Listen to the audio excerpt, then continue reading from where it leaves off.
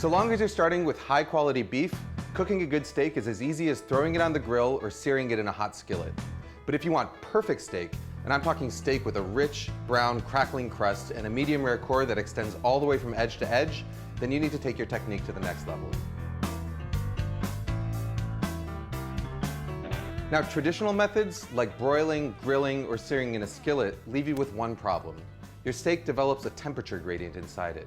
So while the very center of the meat might be a perfect medium rare, as you move towards the outer layers, it becomes more and more cooked until you reach the edges, which have the dry, chewy texture of well-done meat. So the question is, how do you minimize this overcooking?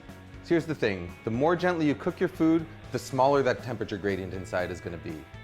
So for instance, if you cook a steak in a 500-degree oven, you're going to develop a pretty thick band of gray meat inside. Cook that same steak in a 250-degree oven, and that gray band shrinks significantly.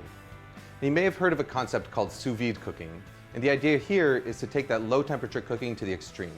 With sous vide cooking, you place your steak inside a sealed plastic bag and then put that plastic bag in a water bath held at the exact temperature that you want to serve your steak at, say 130 degrees for medium rare.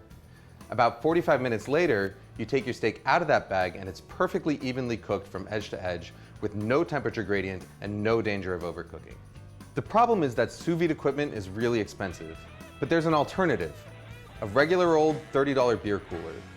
Even though a cooler is designed to keep cool things cool, it's equally good at keeping hot things hot.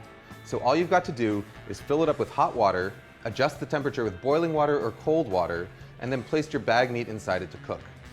So long as you start a few degrees higher in order to compensate for the heat loss when you add your meat, it should be able to maintain its temperature for the 45 minutes required to cook most steaks, pork chops, lamb chops, chicken, or fish. You can cook your meat either in a cryovac style bag or in a regular heavy duty zipper lock bag. In order to get the air out of a zipper lock bag, put your meat inside it, zip it up most of the way, and then slowly lower it into the water, sealing it just as the air is forced out. You've probably noticed one glaring problem. Your steak develops no crust or color. You're gonna have to add this after it comes out of the cooler. Now you can do this on a grill if you want to cook outside, but my personal favorite way is to finish it in a cast iron skillet. Just heat up some oil over the highest possible heat while you carefully dry the outside of the steak in order to help it brown faster.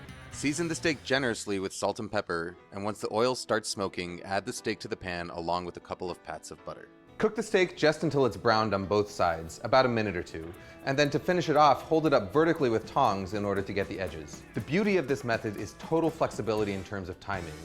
Once your steak comes up to temperature inside the cooler, you can let it sit there for up to a few hours longer without worrying that it's going to overcook. Your steak is going to be hot and ready to sear as soon as you're ready to eat. You want to up your game even further? Then get yourself one of these guys.